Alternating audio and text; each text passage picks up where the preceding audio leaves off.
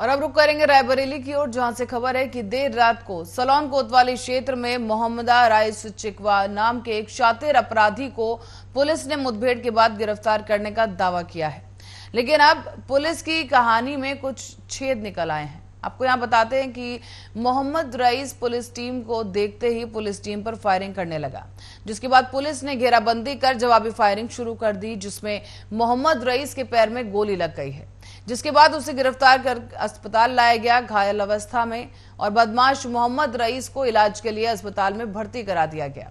लेकिन जिस तरह से पुलिस मुठभेड़ में घायल शातिर अपराधी रईस चिकवा को रात में जिला अस्पताल लेकर आई, उसके बाद सलोन थाने में तैनात दरोगा जिशान शाहिद द्वारा जिला अस्पताल में पत्रकारों को कवरेज करने से रोक दिया गया।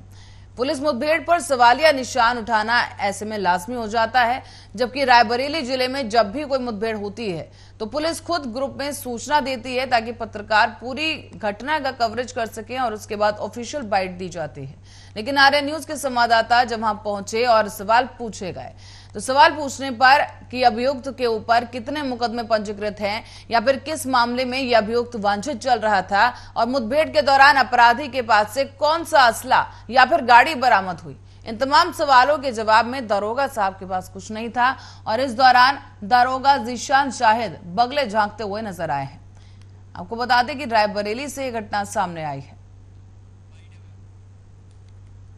रईस नाम का एक व्यक्ति घायल अवस्था में पुलिस के द्वारा लाया गया है, जो सलोन सीएससी से रेफर किया गया है। फायर आर्म इंजरी है, उसे भर्ती कर दिया गया है, उसका प्राथमिक उपचार कर दिया गया है और ऑर्थोपेडिक सर्जन आके देख रहे हैं। हाँ, मोहम्मद रईस नाम। और इसी खबर पर ज्यादा जानकारी के लिए ओम शंकर शुक्ला हमारे संवाददाता हमारे साथ फोन लाइन पर मौजूद हैं। ओम शंकर, आपसे जानना चाहेंगे कि क्या कुछ पूरा मामला रहा, क्या कुछ अपडेट है?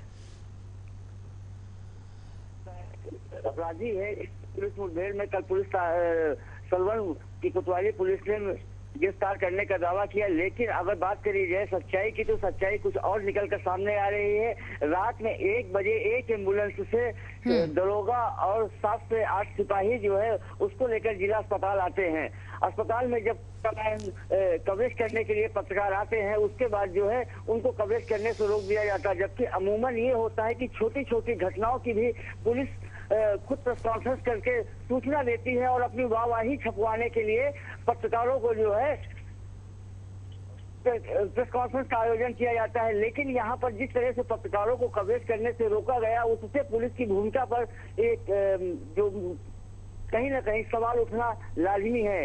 क्योंकि जो है जब पत्रकार पूछ रहे थे कि किस मुकदमे में वांछित था, ये जो मुठभेड़ के दौरान अपराधी पकड़ा गया है, इसके पास से कौन सा असला बरामद हुआ है, कौन सी गाड़ी बरामद हुई है, तो दरोगा जो है सलवन थाने में तैनात है जिशान शाहिद, ये कोई जवाब नहीं दे पाए हैं। इससे जो है ये है कि संदिग्ध मुठभेड़ है और इसको पुलिस पूरी तरह से छुपाने की कोशिश कर रही है।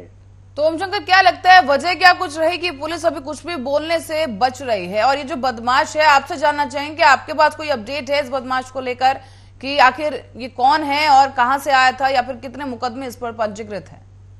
ये वही सलवन थाने के कस्बे का ही रईस चिकवा है, जिसके ऊपर कई मुकदमे पंजीकृत हैं। ये वहीं पर का रहने वाला है।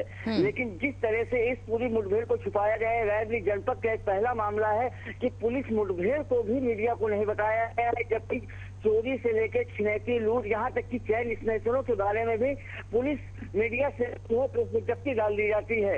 लेकिन इतना बड़ा अपराधी पुलिस दावा कर रही है कि कई राउंड गोलियां चली हैं, गोली चलने के बाद जो है बदमाश पकड़ा गया है, उसको भी छुपाने के लिए रात में जिस तरह से 1 बजे ये चुपचाप इसको लेकर जिला अस्पताल आए हैं और पुलिस का कोई उच्च अधिकारी भी नहीं पहुंचा है। तो ओम शंकर, जैसे कि आपने कहा कि कवरेज करने से पत्रकारों को रोका गया, तो क्या कह के पत्रकारों को वहां पर आने से रोका गया है? हाँ, जब हमने दरोगा से बात किया तो दरोगा ने कहा कि उच्च अधिकारियों के निर्देश हैं। लेकिन उसके बाद जो है किसी भी उच्च अधिकारी का कोई मैसेज आया ना, मौके पर आया, ये सिर्फ पूरी घटना को एक तरह से दबाने की कोशिश की जा रही है। तो ओम शंकर, कितने बदमाश और हैं वहां पर? क्या सिर्फ एक ही है या फिर और भी कोई बदमाश वहां पर पहुंचा है जिसे अस्पताल लाया गया या फिर गिरफ्तार किया गया है? नहीं, सिर्फ एक ही बदमाश आया है। मैंने खुद एक शिकवा से जब पूछा कि कितने मुकदमे हैं तो उन्होंने कहा 8 मुकदमे थे, लेकिन लमसम काफी मुकदमों में सुलह हो चुकी है, न्यायालय से बाइज्जत बरी हो चुका है। सर वो अदालत का विषय, उस बारे में टिप्पणी करना सही नहीं होगा, लेकिन रात 1 बजे जिस तरह से छोटी छोटी घटनाओं को लेकर पुलिस प्रोसिक्यूशन करती है और इस घटना को कवरेज करने से रोका गया है, तो मुठभेड़ कहीं न कहीं संदिग्ध जरूर नजर आती है, क्योंकि दरोगा जीशान साहिब को ये नहीं मालूम है किस मुकदमे में वांछित है, अपराधी के ऊपर कितने मुकदमे हैं, कौन सा असलहा बरामद हुआ है, कौन सी गाड़ी बरामद हुई है, ये सवाल पूछने पर वो बगले झाँकते हुए नजर आए। तो ओम शंकर, बदमाश की हालत इस वक्त कैसी बताई जा रही है? क्या स्थिति स्थिर है या फिर कुछ घायल अवस्था में, क्योंकि उसे लाया गया था? जी हाँ, अगर मुठभेड़ की बात करी जाए तो रायबरेली पुलिस की गोली एक बार फिर निशाने पर लगी है, यानी पैर के नीचे, जो एक बिल्कुल सच फरमा है पुलिस मुठभेड़ का कि पैर के नीचे जो है ये गोली लगी है और बदमाश आराम से जो है उठ बैठ रहा है, उसको किसी तरह की कोई दिक्कत नहीं। लेकिन ये फर्जी वाहवाही के चक्कर में जो है ये कहीं न कहीं जो है कि पुलिस की पोल खुलती हुई नजर आ रही है।